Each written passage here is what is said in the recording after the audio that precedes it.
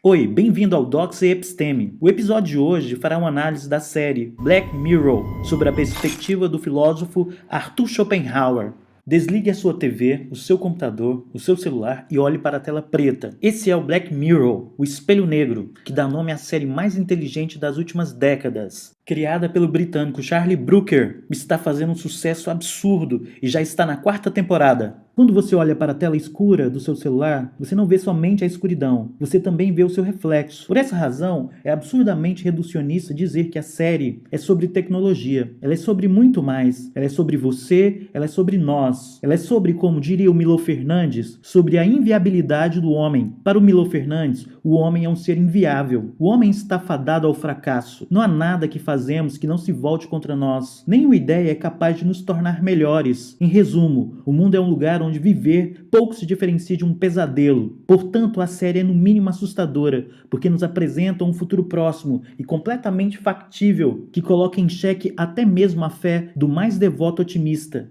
Hoje, terroristas transmitem suas ações em tempo real nas redes sociais. Cientistas realizam estudos sérios sobre a imortalidade. O nosso fascínio pela violência é uma coisa assustadora. E não é preciso ir muito longe, falar sobre linchamentos, suicídios, assassinatos que assistimos todos os dias no YouTube. Mas o curioso é o prazer que sentimos ao assistir vídeos cacetadas e ver outras pessoas sofrerem. Por que o sofrimento do outro nos causa tanto prazer? No episódio 15 milhões de méritos, acompanhamos Bing, que passa o dia pedalando uma bicicleta transformando o esforço físico em eletricidade. O pagamento é feito em méritos, uma moeda virtual. O dinheiro, porém, não significa muito quando a vida se limita somente ao trabalho. Boa parte do seu trabalho é gasto para evitar o aborrecimento das propagandas. Tipo Spotify, que você ouve música de graça, mas se quiser se livrar das propagandas, vai ter que pagar. A publicidade nos persegue em todos os lugares. Essa publicidade onipresente, é claro, possui uma finalidade bem específica, criar em nós desejo de consumo. Afinal, as indústrias não podem parar.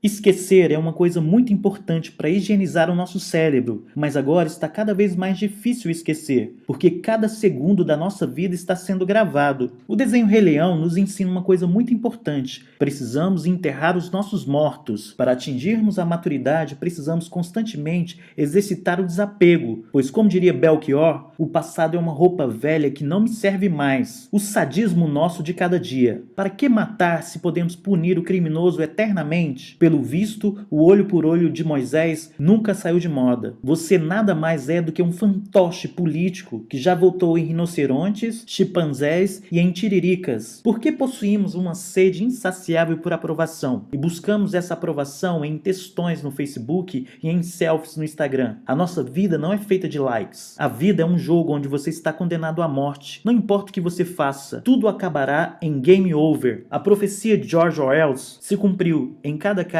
existe uma tela onde você assiste a programação e ao mesmo tempo é assistido. Você já desejou a morte de alguém no Twitter hoje? Tudo bem, acredito que você já percebeu que o nosso mundo não é o melhor dos mundos possíveis. Assistir Black Mirror faz você sentir com intensidade o fúnebre perfume de Schopenhauer. Para quem? Os otimistas não passam de idiotas mal informados. Vejamos o que Arthur Schopenhauer tem a dizer sobre o nosso mundo.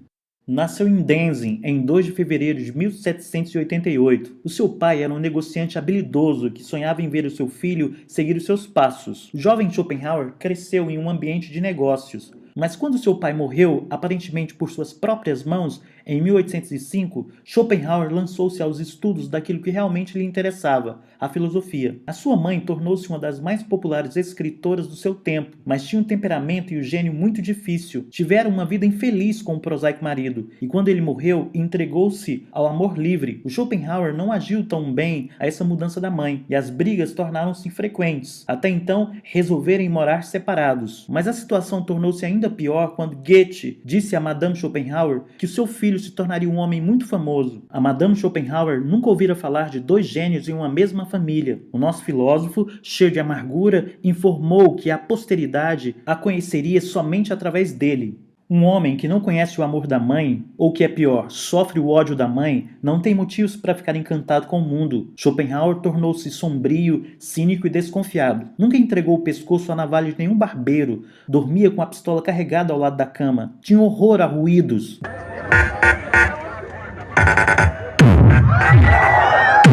Dizia ele, a quantidade de ruído que alguém pode suportar sem se incomodar está na proporção inversa da sua capacidade mental.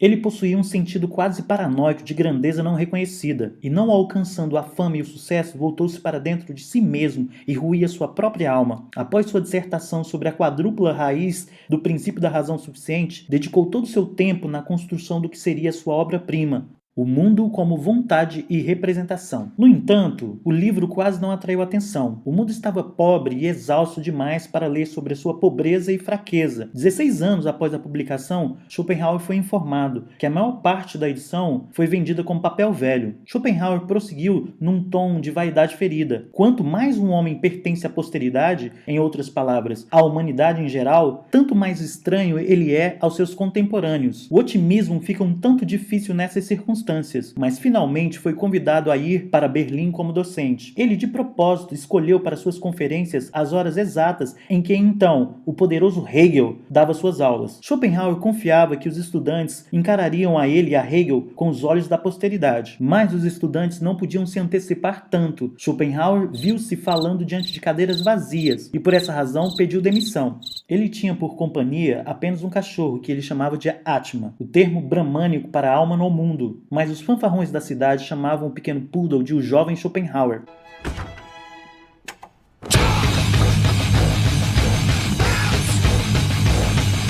Nada, dizia Nietzsche, ofende tanto aos sábios alemães como Schopenhauer ser tão semelhante deles. Mas ele aprendeu a ter paciência. Estava certo de que, ainda que tardio, viria o reconhecimento. E por fim, lentamente ele veio. O ataque da ciência sobre a teologia, a denúncia socialista da miséria e da guerra, a tensão biológica na luta pela sobrevivência, todos esses fatores foram de auxílio para que Schopenhauer atingisse finalmente a fama.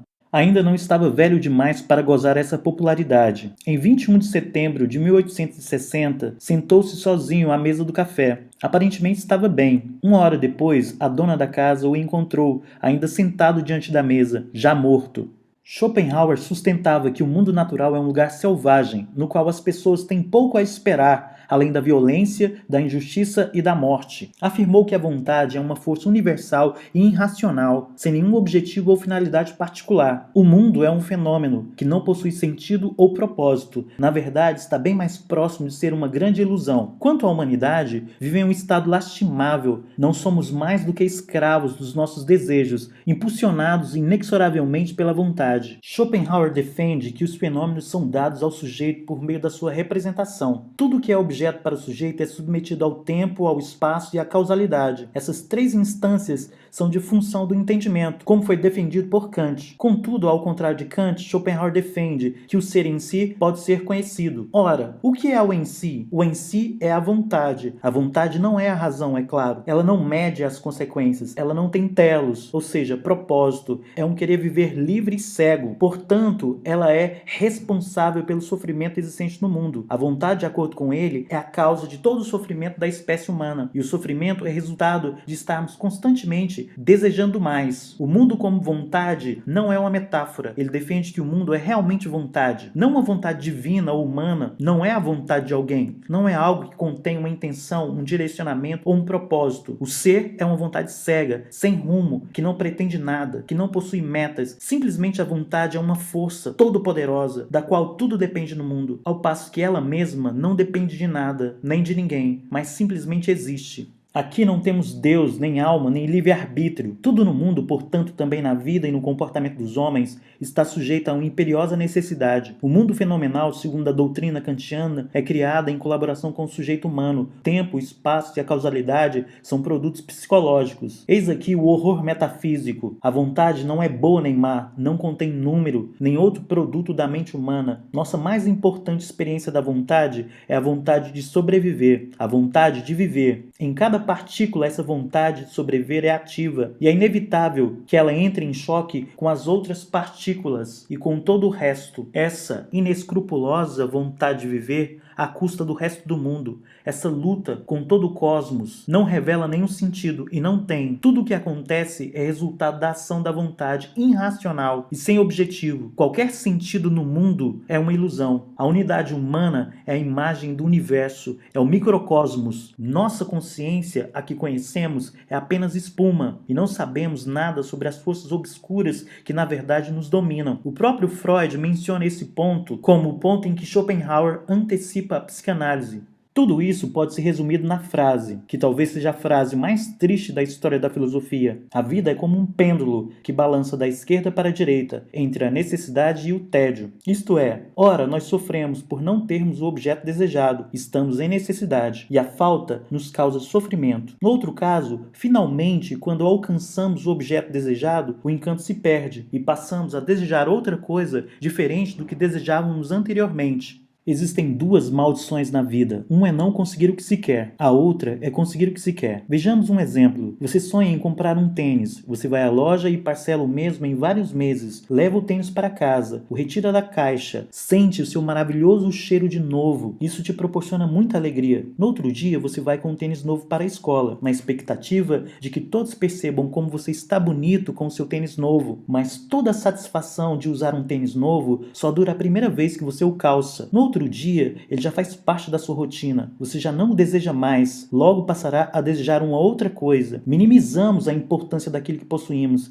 e maximizamos a importância daquilo que não temos. A grama do vizinho é sempre mais verde. A galinha do vizinho é sempre mais gorda. Obviamente, só queremos aquilo que não temos. Eis a condição humana. Somos como mendigos, com a mão estendida à procura de esmola, sabendo de antemão que as esmolas não nos tirarão da condição de miséria. Muito pelo contrário, nos perpetuarão nessa condição de eterna miserabilidade. Agora vou contar um exemplo pessoal, que curiosamente aconteceu também com André Comte Sponville. Quando eu era bem criança, fui com meu pai ao centro da cidade. Lá, vi um cego pedindo esmola. Eu já havia visto outros cegos anteriormente, mas foi a primeira vez que eu entendi o que era ser cego, ou seja, alguém desprovido de visão. Imaginei que isso seria o pior dos castigos. E voltando para casa, como faz as crianças, eu fechei os meus olhos e comecei a caminhar pela casa às cegas, tropeçando na mobília, e tirei a seguinte conclusão: ser cego é uma coisa horrível. Imaginei que nada no mundo garantiria a um cego tanta felicidade quanto recuperar a visão. Logo, eu cheguei à conclusão que havia encontrado o segredo para a felicidade permanente. Ou seja, se a visão garante a um cego absoluta felicidade, eu que enxergo não poderia ser de forma nenhuma infeliz. A partir daquele momento, eu seria eternamente feliz, simplesmente pelo fato de poder ver, de poder enxergar. Infelizmente isso não funcionou, porque a grande tragédia é que a visão só pode garantir felicidade eterna, ou pelo menos uma felicidade absoluta para uma pessoa que não enxerga. A visão em si não é suficiente para garantir a felicidade de quem quer que seja. Ou seja, só é importante a nós aquilo que nós não possuímos. Tudo que nós possuímos não garante em nada nem um instante de felicidade. Mas nem tudo são espinhos na filosofia de Arthur Schopenhauer. Ele nos apresenta algumas graças salvadoras. Em primeiro lugar, a compaixão, que ele considerou a verdadeira base da ética e também do amor. A compaixão é a única coisa genuína que direciona as nossas ações morais. Quando se busca apenas o bem e não se age pelo senso de obrigação ou pelo benefício pessoal. O primeiro mandamento moral é praticar nossa capacidade de ver os outros como a nós mesmos, de nos identificarmos com os outros. Isto é, precisamos, acima de tudo, praticar a compaixão. A outra alternativa ao sofrimento é a arte, que pode nos proporcionar um alívio momentâneo à tortura da existência humana. A música é que nos proporciona a forma suprema dessa contemplação. Obviamente, na vida há momentos de prazer, mas Schopenhauer insiste que o prazer é um fenômeno puramente negativo, uma ausência de sofrimento. Uma satisfação aparente do desejo gera imediatamente novos desejos não satisfeitos. O mundo é algo que faliu, portanto não há motivos para estarmos felizes pelo fato de existir. Por essa razão, Black Mirror é um remédio amargo que nos livra do tédio e do sofrimento. A contemplação estética faz com que a vontade se veja no espelho, e quando isso acontece, ela se anula. Se você gostou do vídeo, se inscreva, dê um like e compartilhe com os amigos. Forte abraço e vitória sempre!